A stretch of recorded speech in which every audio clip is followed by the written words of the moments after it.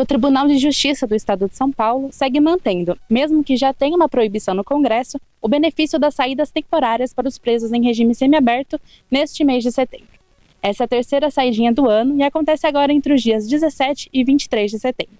Para entender sobre o que é saidinha e o porquê ela ainda se mantém, mesmo com a decisão do Legislativo Federal, o Todo Dia foi conversar com o advogado criminalista Lucas Torresan, que explicou o que ela é e o porquê ainda continua se mantendo no estado de São Paulo.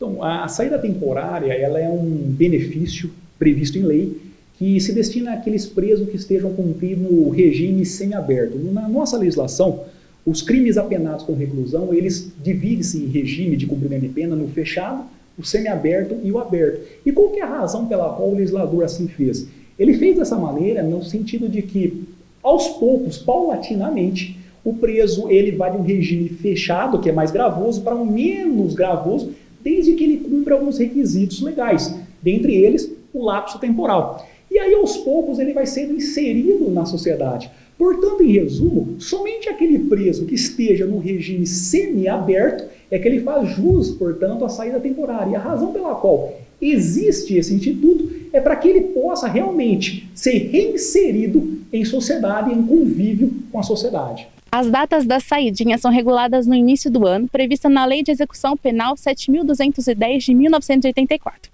para esses detentos que estejam cumprindo o regime semiaberto.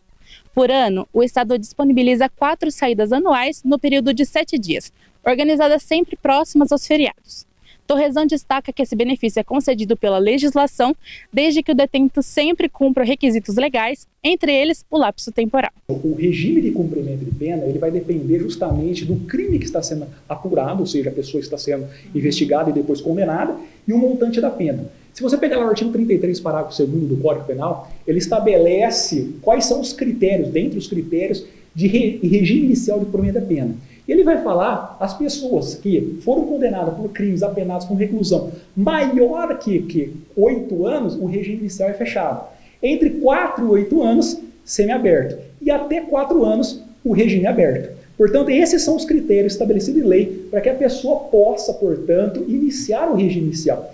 Agora, existem outros critérios também, como, por exemplo, nos crimes hediondos, que aí estabelece outros parâmetros para poder fixação de regime inicial. Questionado sobre a continuação das saídas, o Tribunal de Justiça do Estado de São Paulo relatou que essa é uma decisão de matéria jurisdicional e que os juízes do DECRIM avaliarão cada caso de forma legislativa.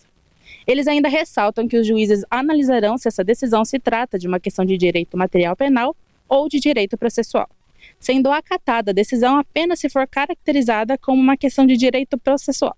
A nossa Constituição Federal, que é a norma penal ela mais importante de todo o nosso ordenamento jurídico, ela estabelece lá no artigo 5º, que é dos direitos e garantias individuais, ela fala que a norma penal, ela somente retroagirá se ela trouxer alguma benesse ou algum benefício. Significa dizer, portanto, em outras palavras, que a norma penal, ela nunca retroage se ela for o quê? Prejudicial. Portanto, essa nova legislação, se interpretar que ela é mais prejudicial, e eu entendo, inclusive, que ela é mais prejudicial, e ela for uma norma penal, ela não pode retroagir para atingir aqueles que já estão aqui no direito da saída temporária. Ao passo que, olha só como que muda, se ela for uma norma encarada como uma norma de processual penal, significa dizer que se ela for mais gravosa ou não, ela já se aplica de imediato.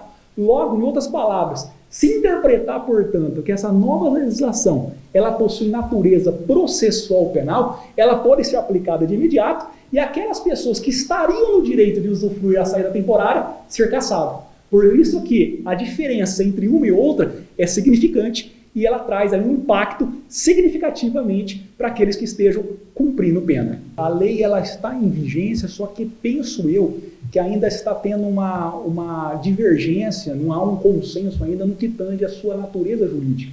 Porque os operadores do direito, as pessoas que estudam direito, né, dentre eles, nós temos aí os juristas, eles ainda não chegaram num consenso qual que é a natureza jurídica, ou seja, se essa nova legislação ela possui natureza jurídica penal ou se ela possui natureza jurídica processual penal. Isso é importante porque à medida de que se dê essa interpretação, esse sentido, isso impacta significativamente nas pessoas que estão em cumprimento de pena e, sobretudo, aqueles que já estão no direito de usufruir da saída temporária. Então, penso que uma questão de cautela ainda, como ainda não há esse consenso doutrinário jurisprudencial, é que se está tendo essa cautela.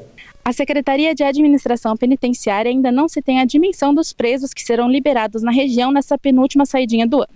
Para se ter uma noção, é esperado que cerca de 4.000 presos sejam liberados, como das últimas vezes.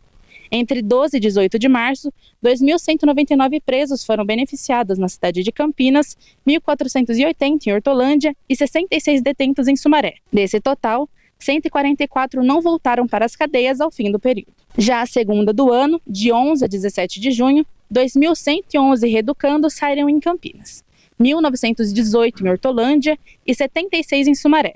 Desse total, 172 não retornaram às cadeias ao fim do período. Mas, claro, não retornou, retrocede para o regime fechado.